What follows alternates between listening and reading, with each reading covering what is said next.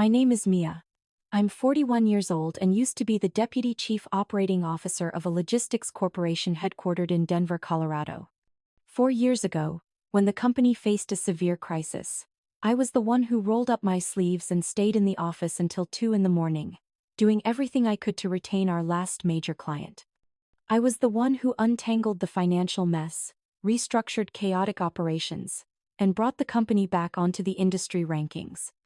And yet, in a Monday morning shareholders meeting, with nothing more than a cold announcement and a raised glass of champagne, I was officially pushed out of the position I had poured blood, sweat, and tears into preserving. My replacement? The CEO's niece Samantha, 25 years old, famous on TikTok for posting detox drink reviews and gym outfit videos. She had never led anything other than her own posting schedule. My husband, Ethan, sat right next to me silent. No glance. No question. When I was fired just because I wasn't part of their bloodline, I didn't cry. 6 months later, I bought back the company, fired the entire executive team including the husband who betrayed me. Have you ever been betrayed by the very people who once called you family? If you believe loyalty deserves recognition, leave a comment below. Hit like if you've ever stood up from a place they expected you to fall. And don't forget to subscribe to this channel to hear the rest of the story where I didn't just rise but returned as the new owner. When I left New York, I carried with me a suitcase filled with restructuring documents, financial forecasts scribbled with notes, and a promise from Brian Alden, the CEO of Fairbrook Logistics, and also Ethan's father that he needed someone who truly understood operations to pull the company back from the brink. I had worked in worse situations before, where the balance sheets were practically blank paper and employees were lining up for assistance checks. But I turned those places around. I believed Fairbrook would be no exception. Those first days in Denver were grueling. The office was housed in an old building, the tech systems were outdated, and the financial reports looked like someone had deliberately scrambled them. But I wasn't deterred. I started by shutting down unprofitable projects, rebuilding logistics workflows, even personally inspecting warehouse routes in Iowa and Kansas to identify the core of the problems. I didn't do it for recognition. I did it because I believed that if I contributed enough value, eventually someone would notice. Brian once told me, during a meeting when it was just the two of us, "Mia, you're Fairbrook's saving grace. I've never seen anyone manage like you do." I wrote that line down in my work journal, as a motivation for the tough days. 4 years passed, and I kept my promise. The company's revenue saw triple-digit growth. Bank debt shrank so dramatically that the credit officer called me personally to verify if the statements were correct. Major contracts from the West Coast returned after years of silence. And through it all, I never took a single day off. On my sister's wedding day, I was still on a video call at the Salt Lake City airport because our trucks were delayed in a snowstorm. I thought, if all of that wasn't enough to prove my worth, then at least it should make anyone with a fair conscience think twice. But that Monday morning, when I took my seat in the company's main boardroom, I knew something was wrong the moment Brian avoided my eyes. Instead of starting with the usual quarterly report, he raised a glass of champagne, something that had never happened in any meeting before, and announced proudly, "I'm thrilled to share that starting today, the position of West Region CEO will be transferred to a new, energetic and creative individual. Congratulations to Samantha Alden." I didn't understand at first. That name rang in my ears like a cruel joke. Samantha was Brian's niece. She had never attended a single strategy meeting, had never submitted a single analysis to the coordination team, and had only been at the company for 8 weeks as a strategic communications intern. Polite, scattered claps filled the room around me. But on my right side where Ethan sat there was only silence. He said nothing, didn't turn to look at me, didn't reach for my hand like he used to during high-pressure hearings. I sat there, back straight, lips pressed tightly, watching Samantha rise like she was about to accept an influencer award. "Thank you, Uncle Brian," she said, her golden hair gleaming, her snow-white blazer more suited for a fashion event than a boardroom. "I'm really excited to learn from Mia during this transition period." Transition. That word squeezed my chest like a vice. 30 minutes passed, and no one asked for my input. No prior notice. No private conversation. When the meeting paused to move on to the financial reports, I stood up without a word and left the room, feeling the stares of people I once thought were teammates follow me. Ethan walked behind me but said nothing. In the hallway, I turned to face him. "How long have you known about this?" I asked, voice low, but bitterness unmistakable. He avoided my eyes. "Dad only finalized the decision over the weekend." "Great, then you can tell him his strategic advisor has fulfilled her role." I walked away before my tears could betray my strength. I didn't cry. Not because I wasn't hurt but because I had spent too many years building up my resilience. I returned to my office, shut the door and stood amid the strategic boards I had drawn up myself. The KPI charts for the next quarter were still unfinished. But maybe they never would be. At that moment I didn't know what Brian had done wasn't an end but a beginning. And I had never written a retaliation plan as fast as I did that day. I spent the entire afternoon in that office, door locked, phone silenced, blinds drawn until not even a sliver of sunlight could sneak through. On my desk, my laptop was still displaying quarterly data analysis, but I no longer saw the numbers. What I saw were 4 years of youth, nights without sleep at the Chicago hub, dozens of strategic reports I had written and presented on my own not because anyone told me to, but because I believed hard work would be rewarded. Because I believed that in a family effort meant earning your place. It wasn't until around 7 in the evening that I left the building. Most departments had gone home, with only a few IT staff checking the systems. I didn't greet anyone. I didn't look at anyone. I walked quickly through the parking lot like a shadow, silent and heavy though inside. It felt like hundreds of needles were stabbing my chest. When I got home, I didn't head to the kitchen, didn't turn on the lights. I went straight upstairs, sat on the floor of my home office among all the operational diagrams and plans I had once created. I don't know how long I sat there before my laptop screen lit up with a new email notification. Sender, Lauren Jensen. My former assistant, who worked under me for 2 years before transferring to strategic finance. Subject, just 3 words, "I'm so sorry." I opened the email. The first line made me shoot upright. "I know I shouldn't be sending this, but you deserve to know." Attached is a full copy of the internal email thread between the CEO and the executive board from 10 months ago. Below was an attachment. I opened it, my hands trembling. The subject lines appeared one after another, cold and calculated. Gradual transition of West Division leadership, Phase 1. Regarding plan to embed Samantha, update from Ethan. Equity structure after Mia's resignation, top secret. I read every line. Each word cut like a knife. It wasn't just a slip in my career. It was a plan, deliberate, scheduled, and rewarded. In a March email, Brian wrote, "Ethan has agreed to quietly mentor Samantha. If all goes well, he'll receive 3% in trust shares by year-end." I closed my eyes, but my head was still buzzing. Ethan didn't just know. He participated. He kept silent so I would keep working, keep saving the company, only to cut me off the board at the exact moment. I was discarded like a useless pawn. I turned on the light in the room and looked at the wedding photo on the bookshelf. In it, I was smiling brightly, clutching Ethan's hand, while he looked at me with eyes I once believed were safe. Now I wasn't even sure whose eyes those were. At the bottom of the email, Lauren had written, "I don't know what you plan to do, but if it were me, I wouldn't let them treat me like a shadow for even one more day." I stood up, slowly walked to the kitchen, and poured myself a glass of water. My chest ached as if someone had placed a heavy stone on my heart, but my mind was clearer than it had ever been. Ethan came home close to 9 p.m. He stepped through the door as if nothing had happened. "Did you eat yet?" "I stopped by Whole Foods and got the lasagna you like." I sat at the kitchen table, my hand resting on a stack of files. My eyes never left him as he stepped into the light. "You found something, didn't you?" His voice lowered. "Do you want to ask me what I found? Or who sent it to me?" Ethan sighed and set the bag down on the counter. "Mia, it's not what you think. Not what I think." I cut him off, keeping my tone even. "Then which part am I misunderstanding? The part where you sat in that secret meeting 10 months ago? Or the part where you accepted shares so I'd be replaced right when the company started making a profit?" He lowered his head. Silent. Again. I didn't know it would go this far, he whispered. A short laugh escaped me. You signed the agreement to take your payout when I was pushed out, Ethan. You weren't some bystander forced into this. You stood by my side for 4 years just to learn how to stab me in the back without leaving a mark. His eyes lifted, red at the corners. You don't understand the pressure from my father. He said, you'd leave sooner or later.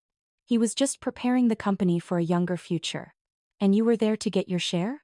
Ethan said nothing, couldn't.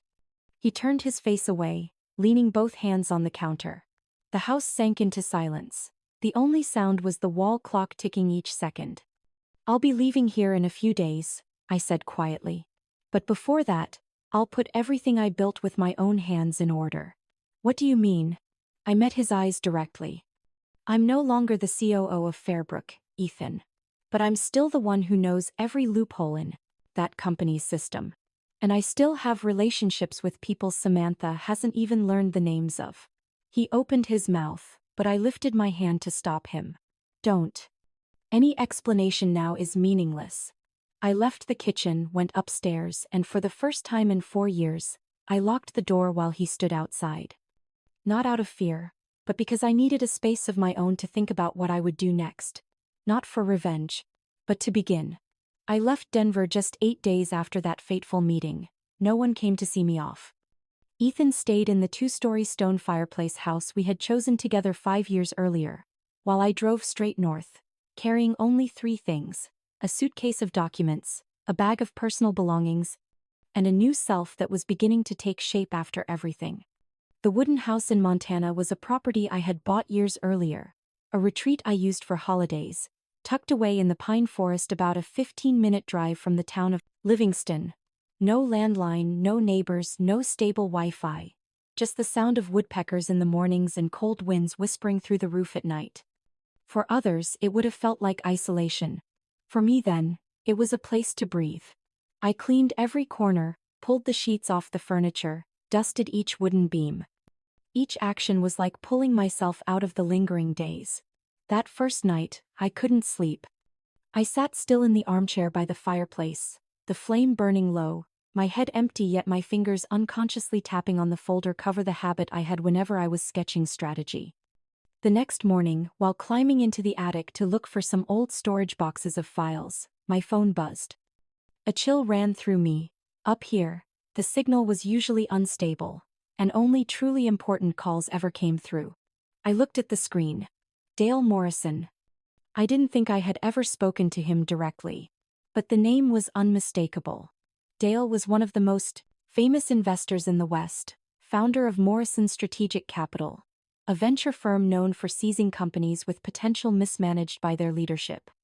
The press called him the unlocker of wasted value. I picked up. His voice was deep, clear, straight to the point. Mia Hayes. Yes, speaking. This is Dale Morrison. I hope I'm not disturbing you. Not at all. Just surprised. I once wanted to invest in Fairbrook Logistics 2 years ago. Sent 3 proposals for strategic partnership. All 3 were rejected. The one who replied to me was their CEO, Brian Alden. I stayed quiet, waiting for him to get to the point. Last week, I reviewed industry reports and saw Fairbrook stock just dropped another 12% in 3 days. I also heard you've stepped away from your executive position. News travels fast. I didn't call for small talk. I want to buy Fairbrook. I stepped back, leaning against the attic beam. My heart pounded, not from fear, but from something shifting deep inside me. And you're calling me because I don't just want to buy a company, I want to change it. And to do that, I need the person who kept it alive. He paused a beat, then spoke again, slow and deliberate. I reviewed operational reports for the past 3 years. I know who really ran the Western Division. You don't have to be modest with me. I want you as the strategic director for this takeover. Not an employee. A partner. I want you to lead the entire acquisition plan. I stayed silent for quite a while. Dale didn't rush me. Finally, I spoke low and steady. Do you know who holds controlling shares right now? The Alden family still holds about 43%. But after the recent crisis, part of that is being quietly offered through trust funds. If I have reason, I can gather 30% within 2 months. With you on board, we can persuade the rest from minority shareholders. People who aren't too impressed with Brian's TikTok influencer niece. A laugh slipped out of me. Not from humor, but from the feeling of someone handing me a blade while I'd been tied up. And what about my terms? We'll negotiate the details later, but for now I'm offering 12% equity in the restructured deal. You won't just be working. You'll be owning. I stepped down from the attic and walked straight onto the porch, the wind stinging the tips of my fingers with cold. But my head burned hot. 8 days ago, I had been pushed out of the company like a useless pawn. Now I was being asked to return, but in a way no one had ever dared to imagine. Where do we begin? I asked. By setting up a shell company. I'll handle the legal side. You just need to prepare the strategic information, internal analysis, and if possible, keep your identity absolutely secret. I don't want them to know their strongest piece is sitting across the table from them. I bit my lower lip, tasting the sharp salt of blood on my tongue. There are offers that, if you refuse, will leave you with a lifetime of regret. And I was not the kind of person who lived with regret. I need 48 hours. I replied, I'll wait. But Mia, if you decide to do this, know one thing, you won't be fighting alone. The call ended. I set the phone down, looking around the small wooden cabin I once thought of as an escape. Now I understood.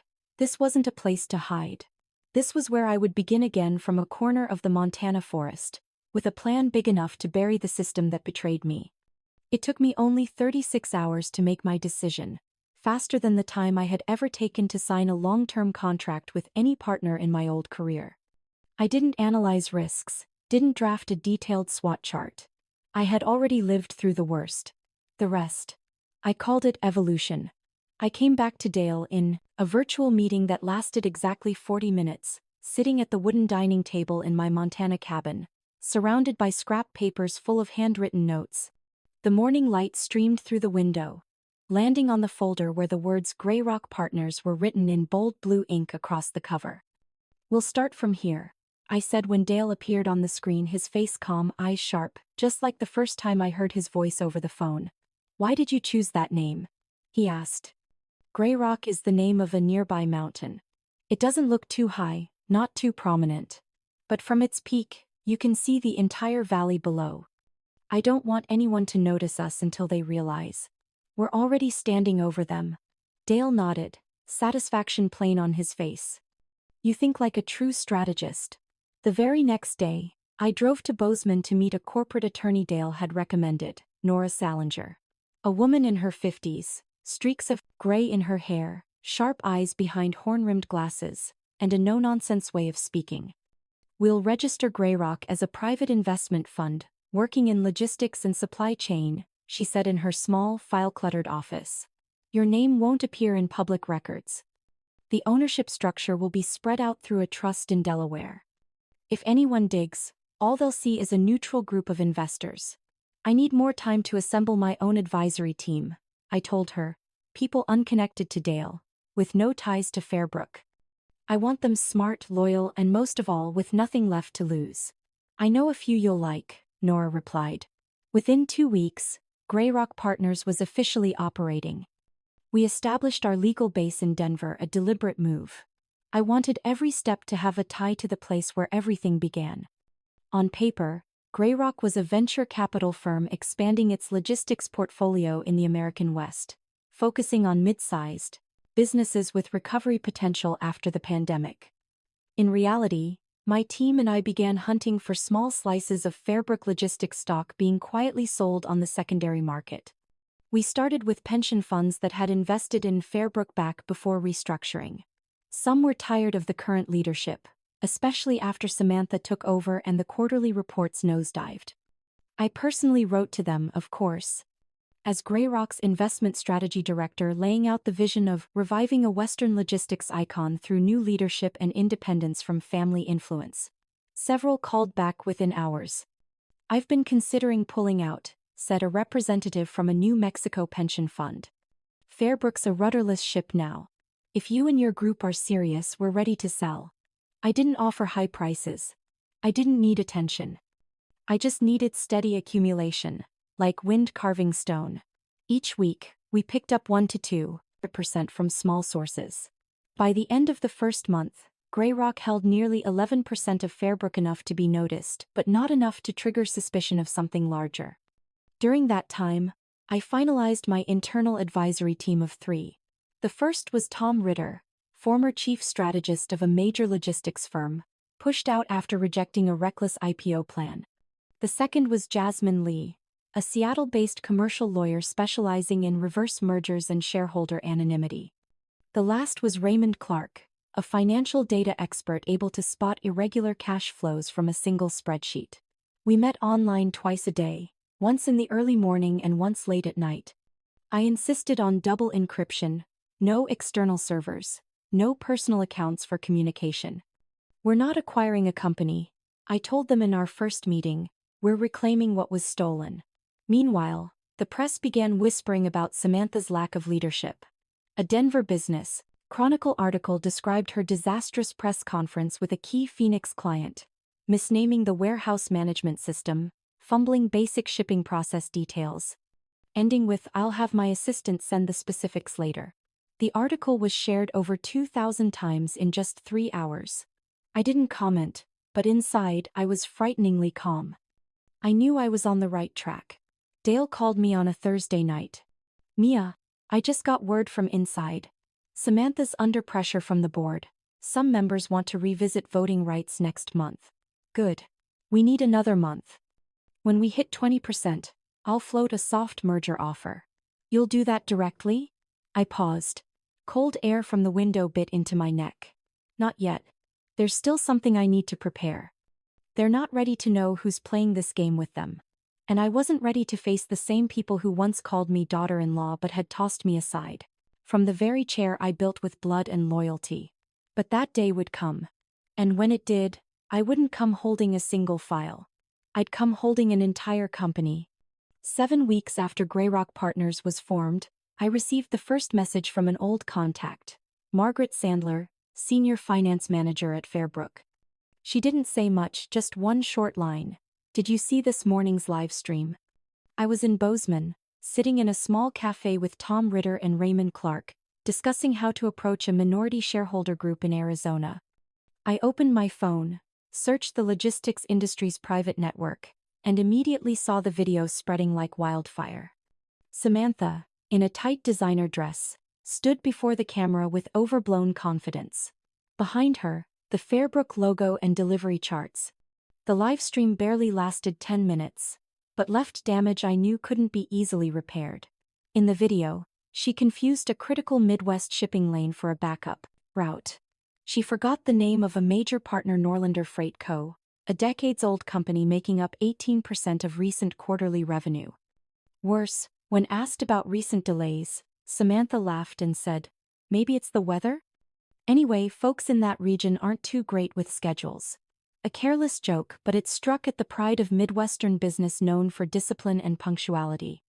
When I finished watching, I looked up at Tom. "How long until Norlander pulls the contract?"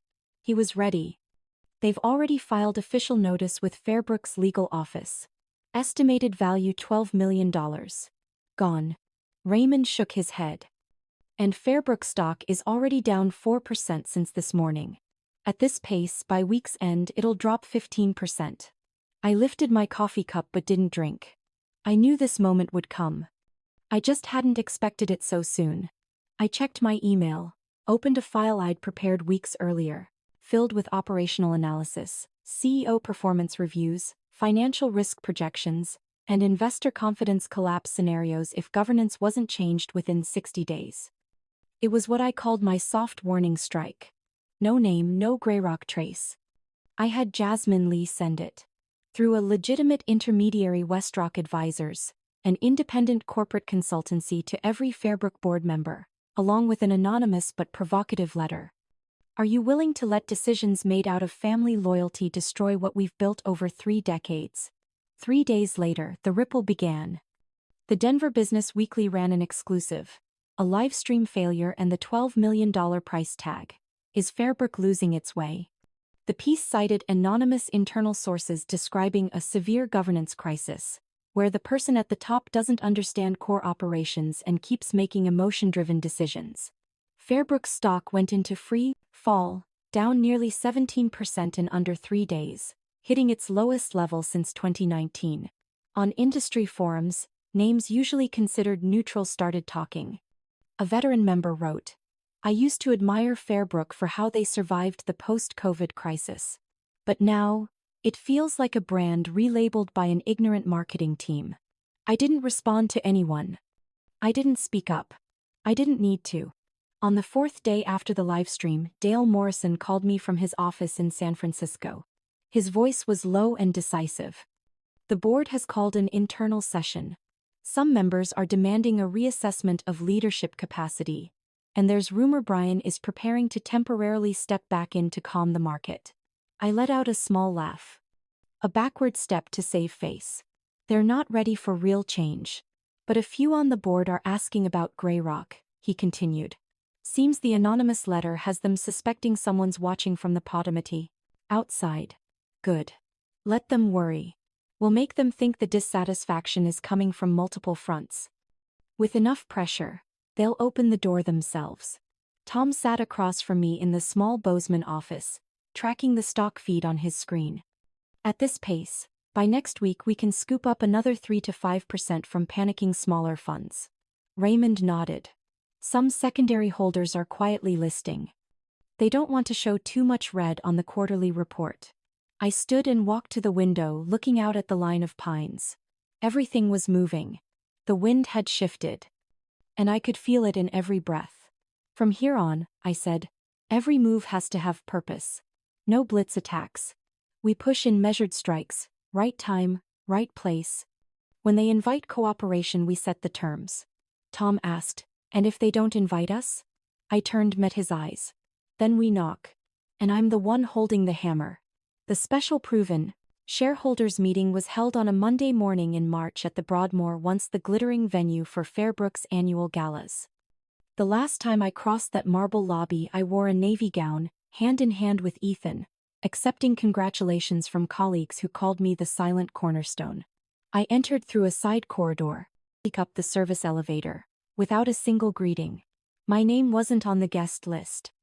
I sat in a small green room behind the main stage, where Dale was handling the opening as the legal representative of Greyrock Partners. From my chair I could hear the microphone through the frosted glass. Dale's voice was calm. "We regret Fairbrook's recent situation. As one of the largest current shareholders, Greyrock would like to present a plan to restructure the entire operating system, including nominating an interim COO, someone with direct regional logistics leadership experience who has previously held a leadership role at Fairbrook itself." Inside the hall, the air shifted from tense to chaotic. An angry male voice cut through.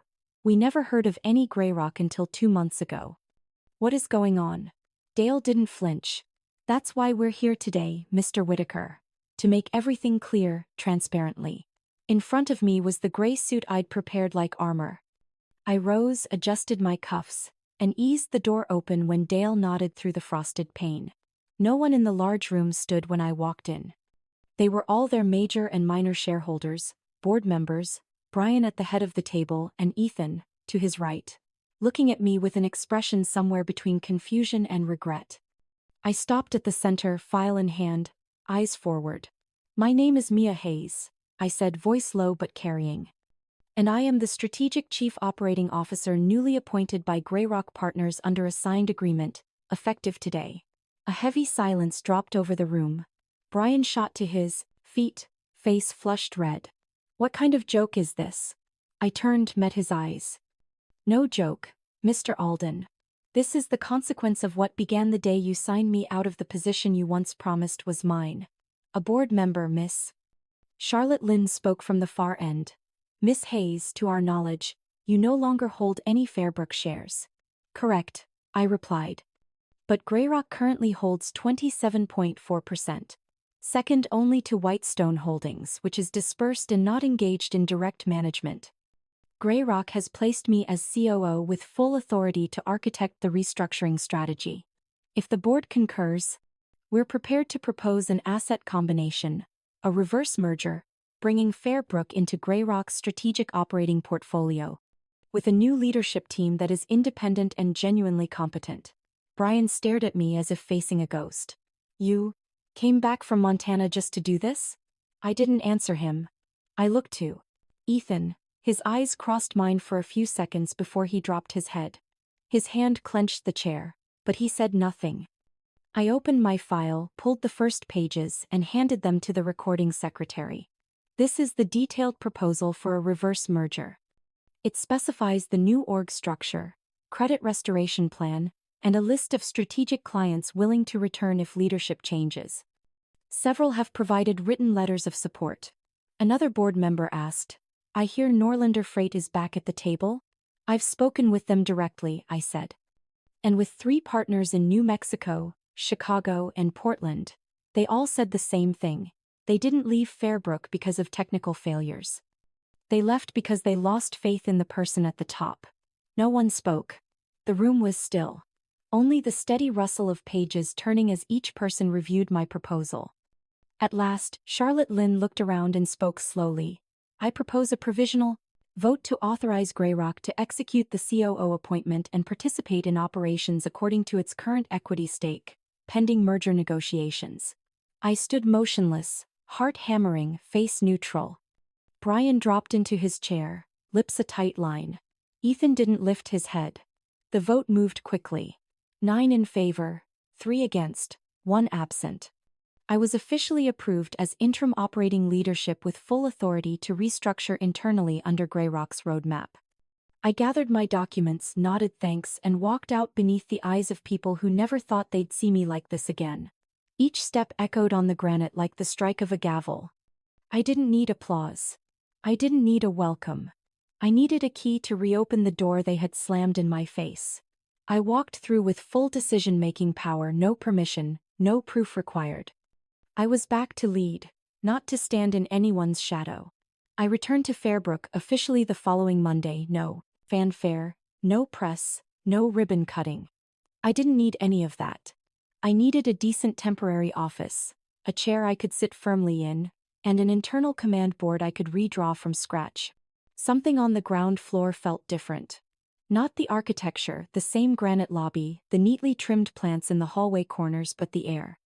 People I had worked with looked at me with a mix of surprise, caution, and hope. Some tried to smile as I passed. Some just dipped their heads in silence. But no one called me Mia the way they used to. I understand. And I don't hold resentment. That afternoon I requested the boardroom be opened for a private session. On the table sat 2 thick binders, each clearly labeled, Executive Leadership Review and Proposal for Senior Staff Restructuring. From the very beginning, I made it clear that nothing about the decisions ahead was personal. But at the same time, there was no room left for family sentiment or compromise. I want to emphasize, I said once everyone had taken their seats. Fairbrook will not survive if we continue to keep those who directly contributed to pushing it to the edge. Customer trust isn't restored by slogans. It's restored by action. I opened the first binder. On the screen appeared the portrait of Brian Alden, former CEO. And also my ex-father-in-law. For 3 consecutive quarters, Mr. Alden made decisions that went directly against financial recommendations. From prioritizing expansion into markets with no risk evaluation, to appointing Samantha into an executive role before she even completed her probation. Brian sat stiffly in the corner, his eyes hardened. But he didn't argue. More than anyone, he knew that what I said was the truth. I went on. I propose we terminate all advisory roles and honorary board rights held by Mr. Alden, and permanently separate executive authority from the founding family line. There was some murmuring, then Charlotte Lynn spoke up. I agree. One by one, the rest of the board members nodded. Finally, Brian removed his glasses and set them gently on the table. You've grown more than I imagined, he said hoarsely. Good luck, Mia. I didn't answer. Not because I was angry, but because there was nothing left to say to a man who once believed power was an inheritance, while ability was something you could learn later. I moved to the second binder. The first name was Samantha Alden. Within 8 weeks of taking office, Miss Samantha lost 3 regional contracts, leading to nearly $19 million in direct damages. She repeatedly refused to attend coordination meetings and made offensive remarks live on air, severely damaging the company's image. We tried to support her. We tried to guide her, I said slowly. But she lacked not only experience. She lacked responsibility. I paused, letting the weight of the words sink in. I propose we terminate her entire contract, including any pending bonuses. She must hand over all files by this Friday. Some hesitated. A few looked uneasy. But in the end, every vote was cast in agreement. The meeting ended as the sun dipped behind the western buildings. I gathered my documents, preparing to return to my office when the boardroom door opened. Ethan stood there. For a few seconds he said nothing. He only looked at me. Not the way he used to when we shared tea at midnight in the kitchen. Not the way he once looked at me after my first winter warehouse shift. This look was different, part regret, part hope. But to me, it was nothing more than the past. "Can I speak with you alone?" he asked. I nodded. We stepped into a small side room, soundproof and quiet. He sat down first, his hands clenched. "I know. I was wrong. No excuse could ever be enough. But I want you to know one thing. I didn't do everything for money." I leaned against the table, arms folded. "Then what did you do it for?" "Because I thought, if I kept that position, I could protect you in another way. When my father started clawing back control, I was afraid you'd be swallowed whole by the system itself." A dry laugh escaped me, without joy. How ironic. "I thought it was you who helped them swallow me." He lowered his head, his fingers tapping lightly against his thigh. "Give me a chance, Mia. Not as husband and wife. But let me stay at Fairbrook. I can help. As a financial advisor, or any role that doesn't get in the way. You know, I understand the company's books better than anyone." I stayed silent for a long time. Long enough to see the hope in his eyes begin to waver. Then I pulled an envelope from my bag and placed it on the table. "This is the divorce petition." His eyes went blank as he looked up. "I've already signed it," I said softly. "The rest is up to you. I'm not doing this out of anger. I'm doing it because I need closure. And I cannot rebuild a new system with someone who helped tear it down standing beside me." He said nothing. I walked toward the door, then turned back with one final line. "I once loved you. But I can't love the man who sold me out for a seat on a sinking ship." And then I left. I didn't look back, because I had gone far enough that I no longer needed to. I began the process of rebuilding Fairbrook with something simple. Removing the nameplate from the old executive office door. Not because I wanted to erase the past, but because I wanted anyone walking through that doorway to understand that authority does not rest on a brass plate outside the door, but on the ability to see what is right. I didn't rush into department-wide meetings. Instead, I spent the first 3 days walking through every floor, stepping into warehouses, chatting with logistics team leaders, sitting with accountants to see which software they used, even standing by the coffee machine to listen to casual conversations. I needed to feel the company's real pulse, not just dry reports, but the fragile survival that had barely endured the chaos. By the second week, I called for a full company meeting in the largest hall. No slides, no banners. I simply stood on an old wooden podium, facing more than 100 people, faces I had known for years, each with unfinished dreams and weary eyes. "We don't need new slogans," I said slowly, my voice low but clear enough for everyone to hear. "We need a chance to begin again, not for the executives, not for the market, but for each person sitting here." No one clapped, but I noticed a few eyes glistening red. That same day, I announced a 3-phase restructuring plan: stabilize cash flow, restore key client systems, and retrain the operations force under a rapid response model. I assembled a strategic task group of 7 people, not one of them from the old executive team. They were mid-level staff, the overlooked ones, the voices never heard in the past boardrooms, yet the ones who bore the weight when everything collapsed. One of my first phone calls afterward was to Margaret Sandler. Margaret had been my senior assistant for 3 years. Careful, meticulous, and blunt to the point where many advised me to choose someone more agreeable. But I always knew in a room full of nodding heads. Margaret was the only one who dared to say no. And for that very reason, Samantha had dismissed her during her very first week in charge. When I called, Margaret was working part-time as a bookkeeper at an industrial supply store in Aurora. Her voice was steady, calm, but I could hear a lingering sorrow that hadn't faded from what had happened. "I never thought I'd see the day you'd call again," she whispered. "I never thought I'd come back here either," I said with a small smile.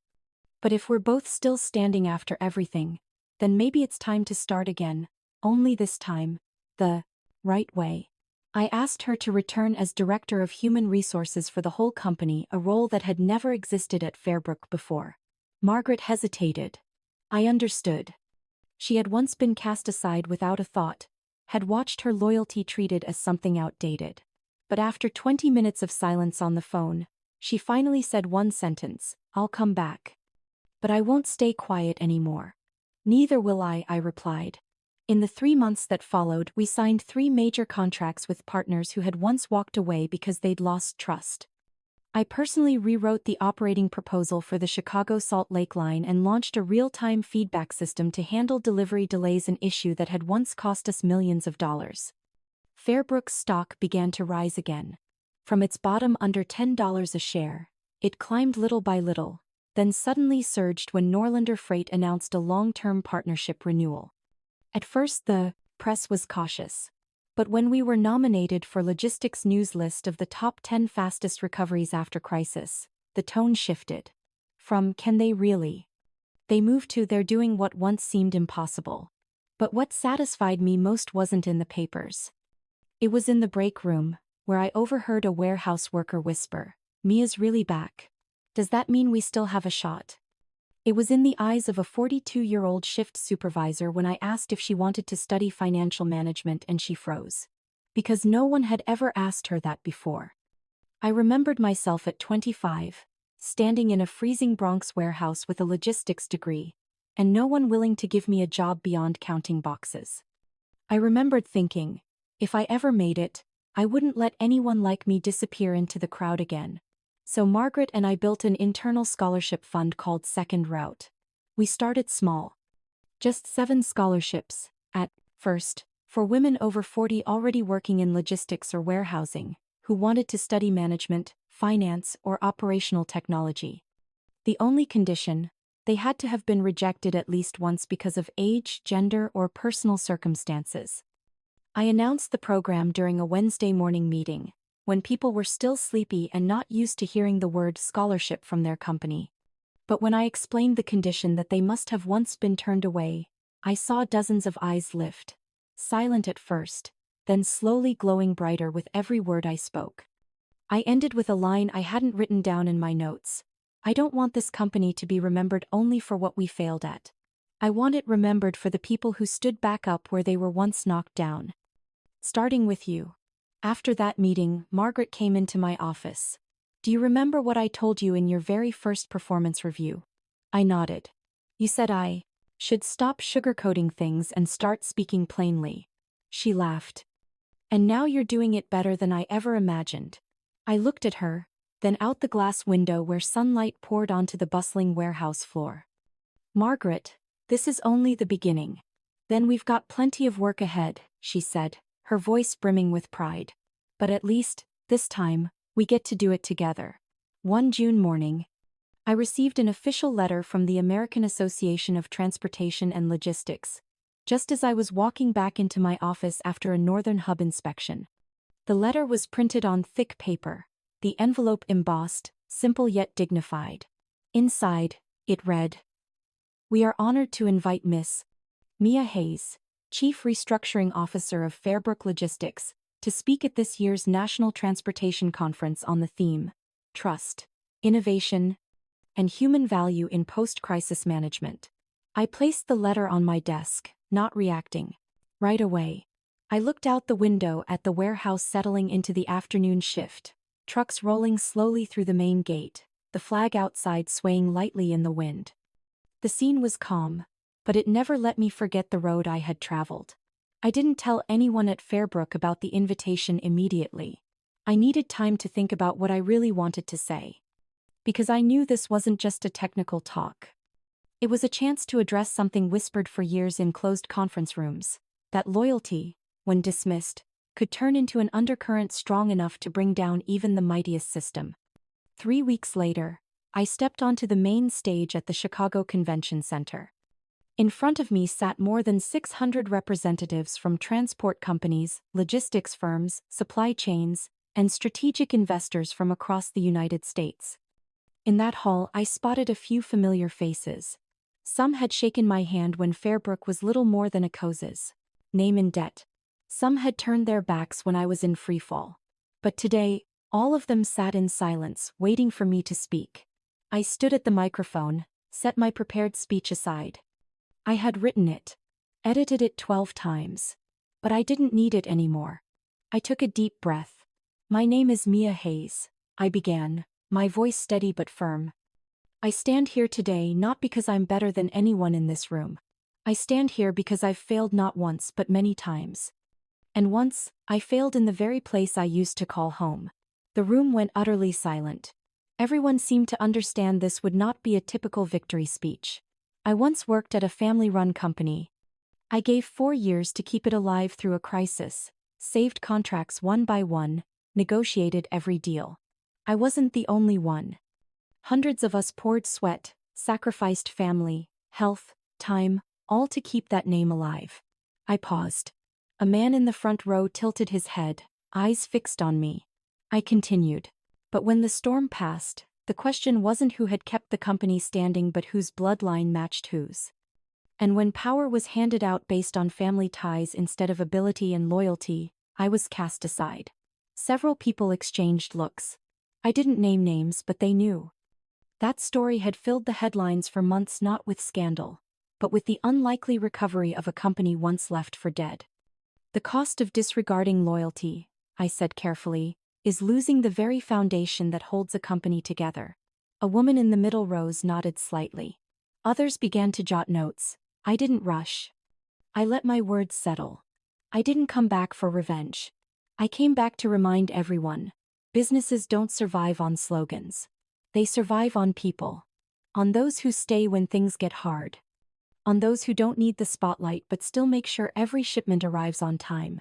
I paused again. Not a single phone was out. No side conversations. Today, I run a company slowly climbing back to the top of the industry. But what makes me proud isn't the numbers. It's walking through the warehouse each morning and seeing a 45-year-old woman once fired for being too inflexible now coordinating a transport line worth $2 million. It's watching a warehouse worker who once thought he wasn't good enough now studying logistics management at community college because of our scholarship fund. We didn't just rebuild a business. We rebuilt trust. I took one step closer, my voice lower.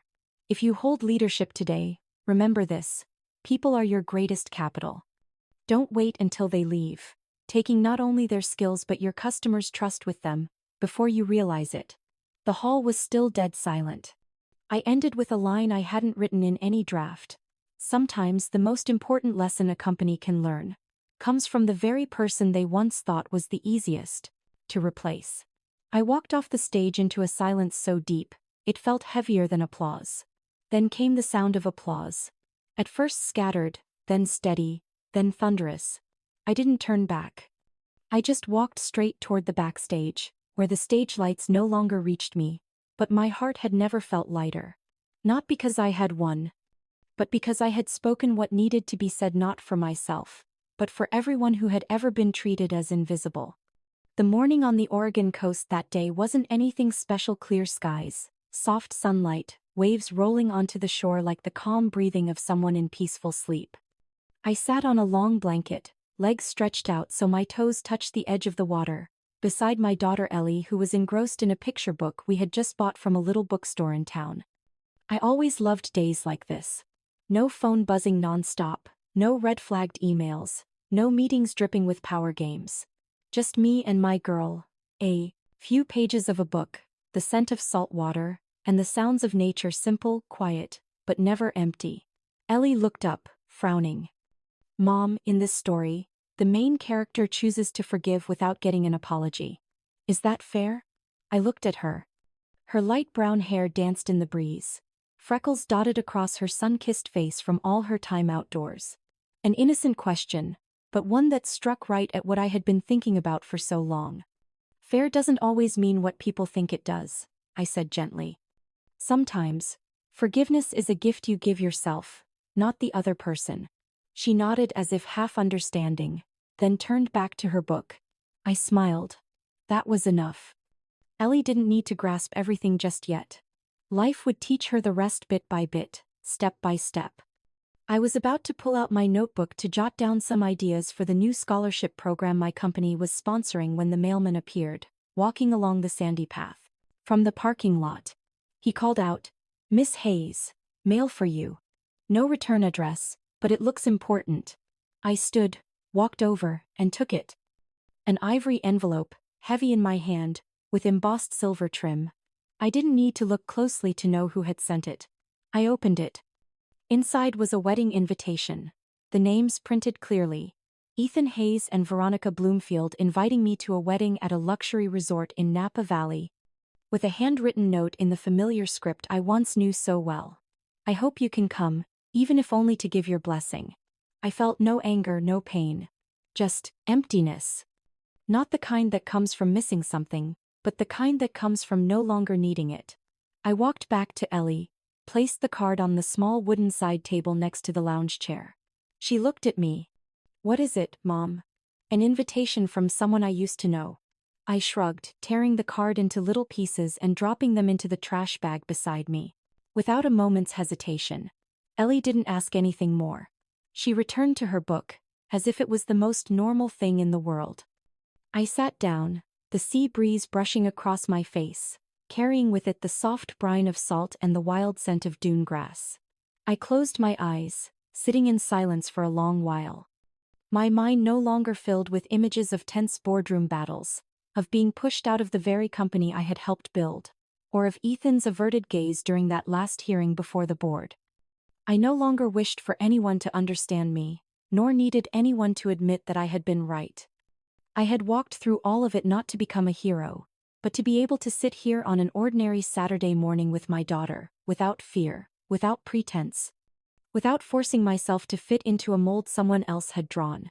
I reached into my bag for the small notebook I still carried, a habit left over from my CEO days, and began to write. Today, no meetings. No approvals. No responses. No answering people who once broke me. Today, only Ellie, the ocean, and a quiet morning. And that was enough. I closed the notebook and set it aside. When I opened my eyes again, Ellie was looking at me, holding a white seashell in her hand, her eyes bright as if she had just figured out something important. "You know what, Mom?" She tilted her head. The kid in the story finally understood that forgiveness doesn't mean forgetting everything. It means not letting the old stuff tie you down anymore. I couldn't help but laugh. Children have a way of saying in the simplest words what adults sometimes take a lifetime to understand. I bent down and kissed her hair. "Yeah. And I think that kid was really brave." Ellie nodded solemnly, then ran toward the shoreline, kicking up sand, holding the seashell high like treasure. I sat watching her, my heart calm as the sea before me. Because some things don't need to be won. Some words don't need to be said again. Some people don't need to be avenged. And some versions of yourself don't need to be explained or apologized for. You just need to have moved on, no longer the person they once thought they could use in their old game. And I knew at last I was truly free. My story may not be the same as yours, but I believe somewhere out there, someone has felt the sting of betrayal, stood before the choice of retaliation or moving forward. So what about you? If it were you, what would you do when the person who once shared your bed turned their back? When the family you trusted set a trap behind you? Would you choose revenge, forgiveness, or silence so you could live a life truly free? I'd love to hear your thoughts after listening to this story. Leave a comment below, not just to share, but maybe to help someone out there find themselves in a chapter they once thought was lost. And if you'd like to keep walking alongside these real, heartfelt stories about family, choices, courage, and growth, hit subscribe. Because there are so many more pieces of life waiting to be told. It could be your story, mine, or a stranger's. But each one touches the heart. Thank you for listening.